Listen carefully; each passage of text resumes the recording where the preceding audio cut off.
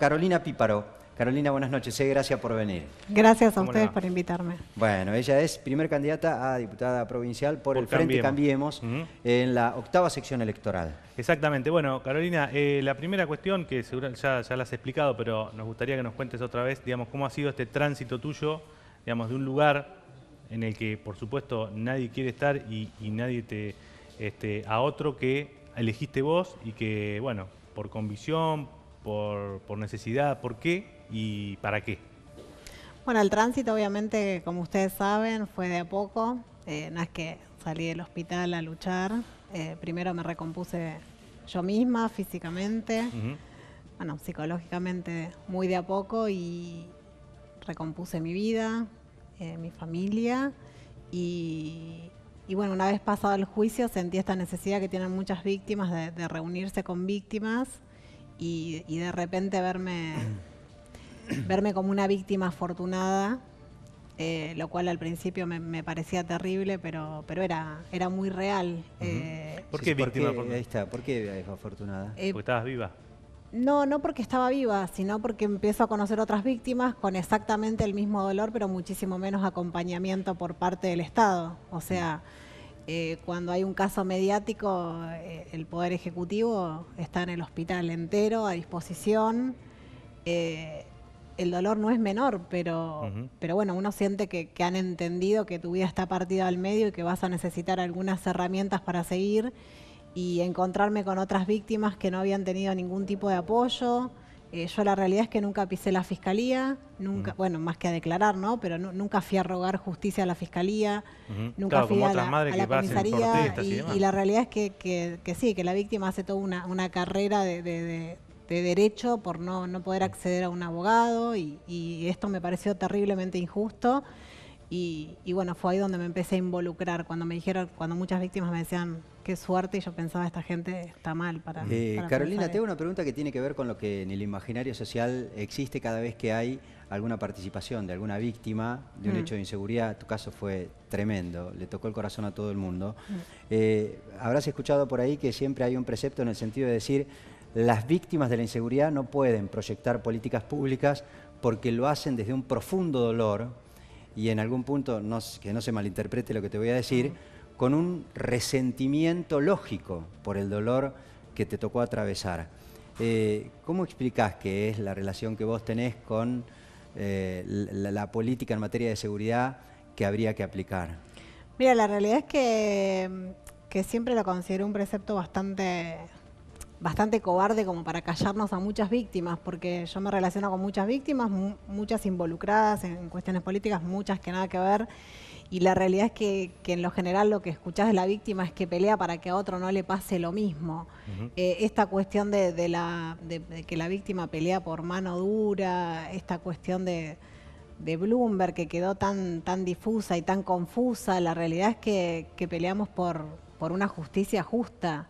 Y creo que hemos logrado mucho como víctimas. El año pasado creo que logramos la ley de ejecución penal, que era ni más ni menos que en casos de delitos gravísimos que se cumpla la condena. O sea, era algo tan básico como eso, y como la atención a la víctima. Entonces no creo que esté todo enfocado desde pedir mano dura. Creo que estábamos en un punto casi de debate de si matar estaba tan mal. Entonces creo que es volver las cosas a su lugar. Lo que está mal está mal.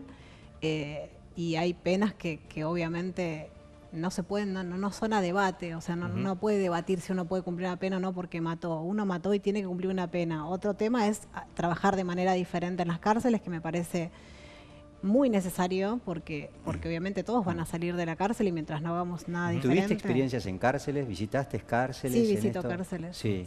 No como candidato, o sea, lo hago desde usina de justicia, acompañada por jueces de ejecución. Sí. Hablamos tanto con personal penitenciario como con reclusos. ¿Usted se siente perseguida por los sectores progresistas del lado, digamos, del ambiente jurídico? Esto que, bueno, pongamos un extremo o pongamos a alguien que está muy identificado, por ejemplo, aquellos que promueven las ideas de Zaffaroni, digamos. ¿Usted se siente que está en contra de ellos, que se siente como hostigada? Porque también en las redes sociales uno ve mucha reacción, ¿no?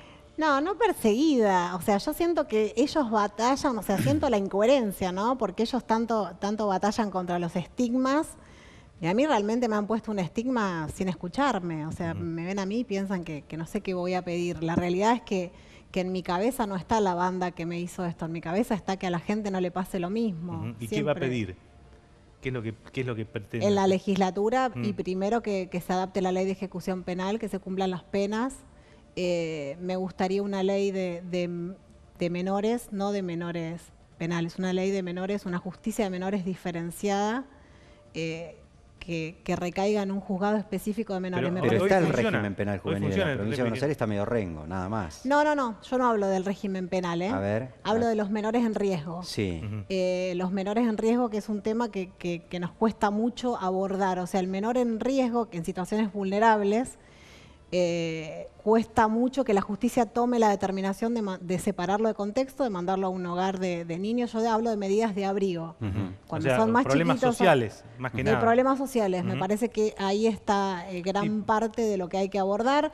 Después pasan mucho tiempo en hogares de niños hasta que un juez determina que sí está para dar en adopción. Entonces me parece que toda esa burocracia, de alguna manera, hay que... Eso requiere mucho dinero, mucha inversión. ¿Sabes que no es tanto? Porque yo lo que propongo es, si hay 8 juzgados, en principio un juzgado que sea específicamente de niños por jurisdicción. Porque en los juzgados de familia obviamente recaen divorcios, alimentos, y me parece que hay cuestiones más urgentes. Para que un chico llegue a hogares de niños, y hay varios, las situaciones son muy extremas. Pero ahí te vas a encontrar con otra debilidad que manifiesta exactamente el Poder Judicial en la provincia de Buenos Aires, que es que falta personal, están abarrotados, hay pocos. Obviamente. Se descentralizaron en algún momento algunas fiscalías, que era una medida que por lo menos parecía interesante, pero se transformaban otra vez en un cuello de botella porque los jueces de garantías estaban acá en la ciudad de La Plata. Falta mucha estructura. Sí, falta mucha estructura. Pero bueno, yo digo que hay que empezar. También faltan, obviamente nosotros conocemos en el ámbito de La Plata los hogares de menores y también faltan, son muy poquitos y hay más menores obviamente para estar en hogares que trabajan muy bien y esos hogares también fueron muy abandonados. Entonces creo que hay que apuntalar esas instituciones, generar más estructuras y en principio ser consciente de los recursos, ¿no? Porque yo también puedo tener ideas. La gobernadora María Eugenia Vidal sistemáticamente habla de la batalla que ella supuestamente está encarando contra las mafias, incluso en el ámbito de la policía. ¿Te parece a vos que hay que hacer alguna reforma y en ese caso de qué tipo? ¿A la policía o a las diferentes versiones que existen de la policía en la provincia de Buenos Aires? Porque digo, tiene que ver con la prevención, está íntimamente relacionado con las cuestiones de la seguridad. Está íntimamente relacionado. Creo que lo que está haciendo María Eugenia sí es pelear contra las mafias. No me parece que sea que de un día para el otro uno vaya a ganar esa batalla, pero bueno, se han iniciado 14.000 sumarios dentro de la policía. En una fuerza de 90.000 es mucho. También se han encontrado con una policía que se capacitaba en 3 meses. Yo trabajaba en la escuela de policías en la UCETICH y sabía que había un apuro grande por poner más policías en las calles y 3 meses es muy poco. Ese curso se ha extendido 1 año y sí están llamando a recapacitar a toda esa policía. Ya se está recapacitando un 40% de la fuerza. Eso me parece fundamental porque mientras tengamos una policía sin recursos y sin capacitación, y es difícil, es muy difícil. ¿Por qué eligió el espacio o lo convocaron, digamos, del espacio cuando ocurrió lo que ocurrió y por qué no otros espacios? La realidad es que es el espacio que a mí me convocó y me escuchó. Me escuchó en serio. O sea, María Eugenia me escuchó desde el primer momento. Pero digo, yo recuerdo que cuando ocurrió lo que ocurrió a su familia, yo vi al ministro Casal en aquel momento. A todos. Y a un montón de funcionarios. ¿Esa experiencia no fue buena o qué?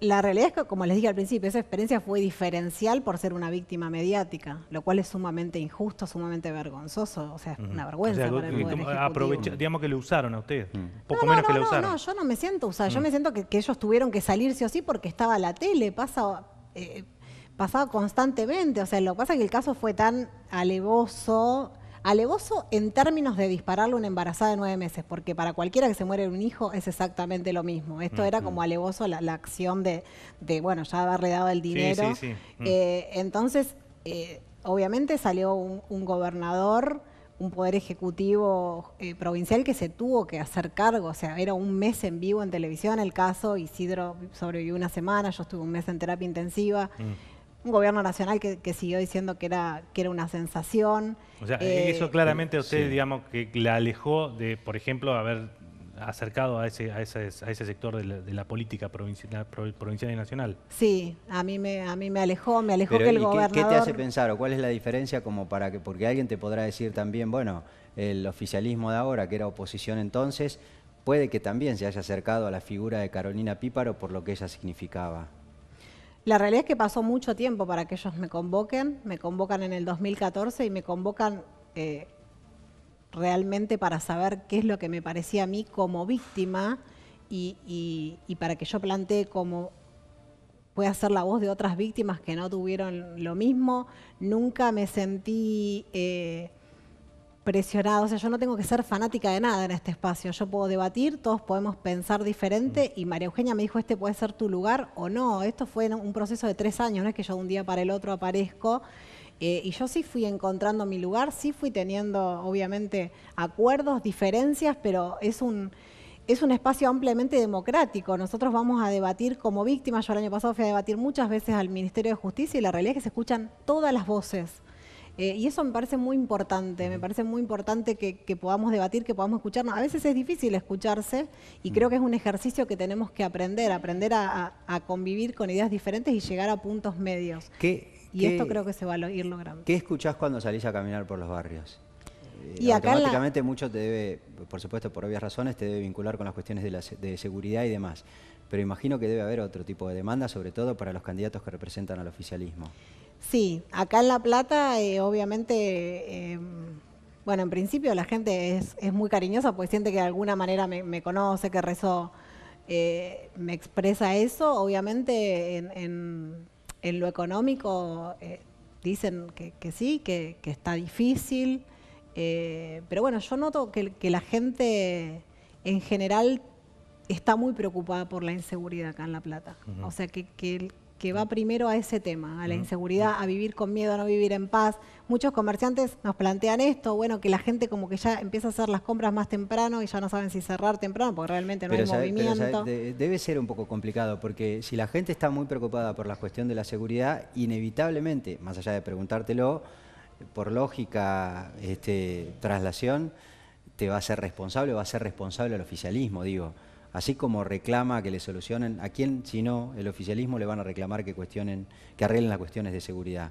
¿Vos sentís que hay planteos de objeciones a la política que se lleva adelante, de falta de efectivos, de falta de política? Yo siento que mucha gente pensó que el cambio iba a venir más rápido en cuestión de seguridad. Pero bueno, también salgo a explicar esto, o sea, lo que es lo que es la fuerza y lo que es la justicia también, que es lo que yo he batallado, he peleado durante estos años. La justicia es una justicia que justifica... ¿Qué nivel de responsabilidad le das, digo, para entender el fenómeno de la inseguridad y este tema que preocupa mucho a los bonaerenses, si es que se puede dividir porcentualmente entre la responsabilidad que le cabe o que la gente, vos sentís que le otorga a la fuerza y a la justicia? ¿En porcentaje? Más o menos, si es que se puede dividir. Si es que se puede dividir, mucha más responsabilidad en la justicia. O sea, necesitamos cambios en la justicia, señales de la justicia, de lo que te decía al principio, de lo que está bien, lo que está mal. No, la justicia no está para justificar, o sea, la justicia penal está para penar, ya se cometió un delito, no es una política criminal, es una... La justicia tiene que ser justicia. No sé si tenemos fiscales, jueces, un montón de gente que rodea la justicia penal, estudiantes incluso que no creen en el sistema penal. Es muy difícil porque lo debatimos como si en el mundo existieran otras formas. O sea, no hay otra forma que no sea la cárcel. A la vez debaten esto, pero no han hecho nada por la cárcel. O sea, es solamente, bueno, lo liberamos antes, lo justificamos porque le faltaron las oportunidades, porque le faltó el estudio. Todo eso no se lo damos en la cárcel, o sea, nadie aboga por esa parte. Lo liberamos antes para que la persona esté 5 días después con un delito aún peor cometido. O sea, ¿qué oportunidades estás abogando? Porque ellos más que nadie tendrían que conocer lo que es la cárcel, cómo están las personas en la cárcel, para saber que no se ha hecho nada diferente. Ahí está el problema grande. Carolina, usted tiene que competir con distintos candidatos de otras fuerzas. Sí. Por ejemplo, ¿qué es la diferencia de Saintut? Bueno, obviamente el espacio En las propuestas, en la idea, no sé. Yo creo que la gran diferencia en general es que yo trato de siempre, la coherencia es lo que me sostiene. O sea, yo no voy a salir con cuestiones diferentes, ni esta cuestión de justificar el delito y criminalizar la pobreza es una de las cuestiones que a mí más me preocupa porque lo tenemos casi tatuado. Y yo siempre digo lo mismo, en este país hay muchísimos pobres y hay poquísimos delincuentes. Entonces, el delincuente no representa a nadie. Entonces, salir a justificar toda esta cuestión de que el pibe sale de caño porque no encontró laburo, creo que ahí estamos lejísimos. En esa postura creo que estoy muy lejos. Yo no creo eso, creo que hay muchísima gente pasándola mal, que lo último que se le va a ocurrir es salir a matar, es salir a robar. O sea, hay gente que la está pasando realmente mal y se las rebusca y sufre, pero jamás delinquiría. ¿Sabés la última de mi parte? ¿Sabés que hay medio común en el imaginario social una situación planteada en términos de cómo se divide a veces la discusión? Y si hablamos de inseguridad, automáticamente, o de cuestiones que tienen que ver con la delincuencia, automáticamente aparecen las villas, los sectores postergados, aquella gente que por ahí no tiene mucha expectativa de progreso y demás. ¿No sentís que la delincuencia va más allá de lo que pasa en los sectores populares, vulnerables, ese tipo de cuestiones?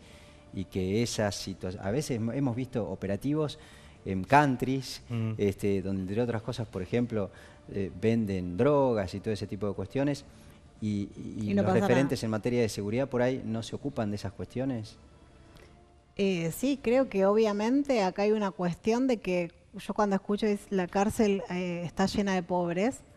Y es verdad. Es verdad, la cárcel está llena de pobres, pero no representan a los pobres. O sea, es gente pobre que ha cometido delitos. Y otro tema muy diferente es que nosotros no, como justicia argentina, no tengamos a todos los delitos como corrupción, como evasión, como narcotráfico a otros niveles en la cárcel y que encuentren medidas, o sea, que el dinero te pueda te permita acceder a otro tipo de justicia. Eso me parece terriblemente injusto. Me parece que como ejemplo es terrible porque la gente que supuestamente sí tuvo más preparación y que más apegada a la norma debería estar, delinque y no pasa nada. Y este es el mensaje, que en general no pasa nada, ni con el corrupto, ni con el que mata, ni con el narcotraficante. Este es el mensaje que nos está dando la justicia y creo que esta es la gran batalla. Carolina Píparo, candidata a diputada provincial por la 8ª sección. Muchísimas gracias por haber venido esta noche. Gracias a ustedes Gracias, y felicitaciones en especial por el premio.